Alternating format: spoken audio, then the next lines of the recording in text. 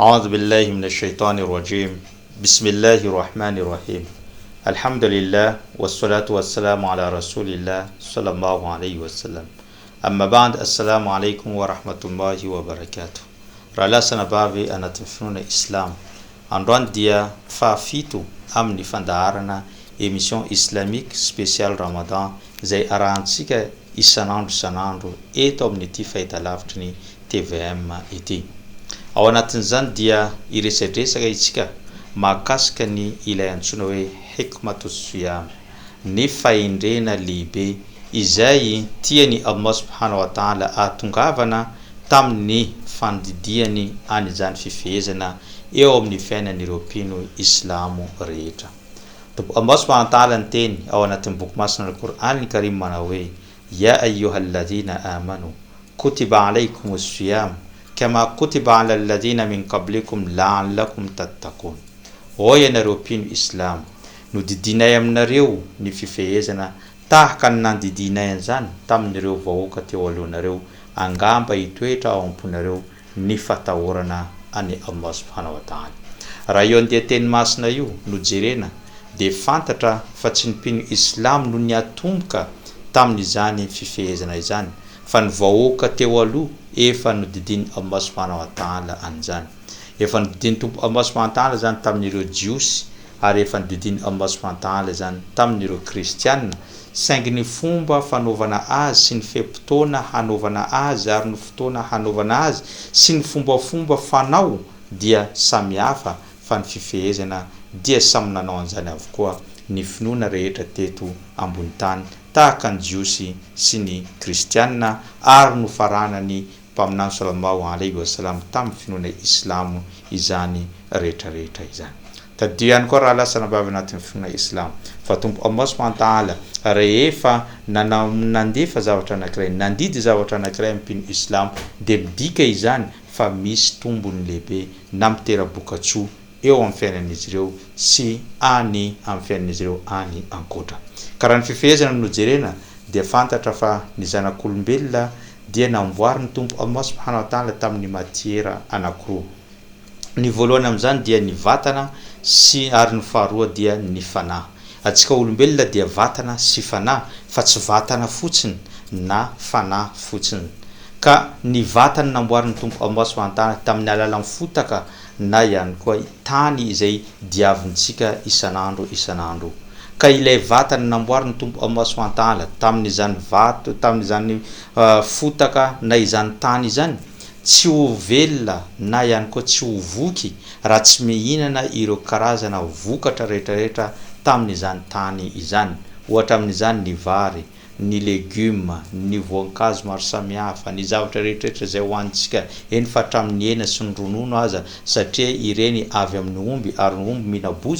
bozaka avy amin'izany tany izany. Midika izany fa ny fiainantsika eto ambony tany dia miaina ny vatantsika zany tsy afaka ho voky, tsy afaka hiaina raha tsy mihinana zavatra avy amin'ny tany, satria tao no nanamboarina an'izany vatany zanak'olombelona izany. Ary izany ihany koa mahatonga rehefa mandalo amin'ny fahafatesany ny olona anankiray dia tsy alefa toerana hafa fa tsy maintsy averina any ambany tany, satria tany ny andohany ary ihany koa hiafarany. Zay no matiera voalohany nanamboarany tompo Allah subhanahu wa ta'ala atsika. Matiera faharoa kosa dia ny fanahy. Fanahy dia avy any an-danitra ary nampidiry ny tompo Allah subhanahu wa ta'ala tao amin'ny Adama alayhi salam. Ka rehefa nampidiriny tao zany velona soamantsara i Adama alayhi salam. Ka ilay fanahy izay avy any an-danitra tsy ho voky ihany koa raha tsy amin'ireo zavatra avy any an-danitra ihany koa, tahaka amin'ny vatantsika tsy ho voky raha tsy amin'ny fotaka,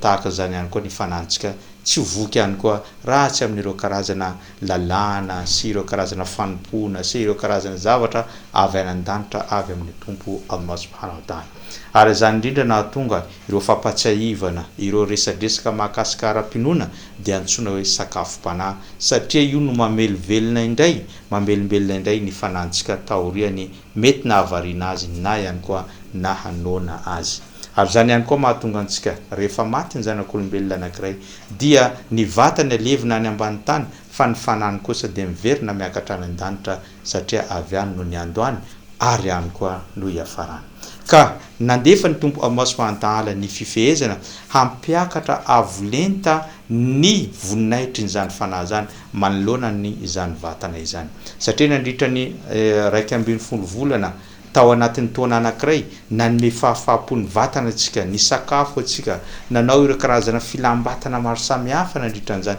1 volana zany ka tombo Allah subhanahu wa ta'ala amin'ny ity ray volana mandritra ny volana Ramadan ity mangataka aminao peny islam ray volana ny fanahy ray volana hanomezana sakafo an'izany fanahy zany anaovana misarge tahaka antsika misarge telefona dia misarge ny fanahintsika mandritra n'izany ray volana zany mba ahafahantsika miala ny volana Ramadan dia voky tanteraka ny fanahintsika ary afaka iainantsika ao anatin'ny 1 volana mandra-pahatongavany volana Ramadan manaraka ihany koa zay nisany fahasoavana ny fahendrena tiany tombo Allah subhanahu wa ta'ala atongavana amin'ny fandefasana an'izany fifehezana zany dia fampiakarana avolenta ny fanahintsika manoloana ny vatantsika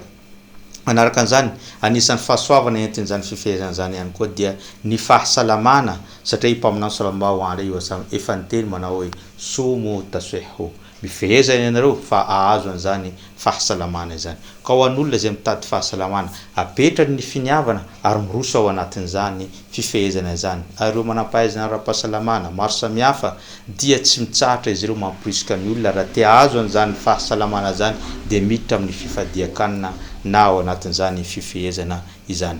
ny fifehezana ihany koa raha lasana bavy anatin'ny finoana islam dia fataon'ny mpino islamo manolo tena tanteraka amin'ny tompo Allah subhanahu wa ta'ala satria nahoana satria ny zavatra rehetra azonao atao amin'ny atoandro ny volana Ramadan teo aloha dia rehefa tompo Allah tena tsy azonao atao dia niditra marina anao fa tsy nanao an'izany zavatra zany vokatry ny fanehoanao ny fanetreny tena manoloana ny tompo Allah subhanahu wa ta'ala azonao atao misakafo nefa tonga volana Ramadan tompo Allah tena tsy mahazo misakafo dia tsy nisakafo anao azonao atao misotro tonga Allah subhanahu wa ta'ala tena tsy misotro dia nanaiky anao tsy misotro zany dia fanetreny tena manoloana ny tompo Allah subhanahu wa ta'ala tadio ihany koa ny fifehezana alefa ny tompo Allah subhanahu wa ta'ala mba ahafahan'ireo olona manan-karena ahatsapa izany fangiry firiany zany hanoanana izany fangiry firiany zany tsy misakafo zany hanika rehefa miala ny volana Ramadan ahatsapa izy ireo rehefa mahita mahanitra dia tsy hanosy-bohitany nareo mahanitra rehefa mahita mahanitra dia hanampy azy ireo satria voaniaina tao anatin'ny hanoanana izy ireo nandritra ny iray volana iray manontolo ary farany raha lasana bavy anatin'ny finoana islam ny fifehezana dia mba ahatsapahanao fa mitovy daholo ny olona eo anatreny Allah tsy misy mampiavaka ny manan-karena amin'ny olona mahanitra tsy misy mampiavaka ny olona fotsy amin'ny olona mainty tsy misy mampiavaka amin'ny olona malama volo amin'ny olona ngita satria samy nona avokoa ary samy voadidy amin'ny fanatanterana zany fifehezana zany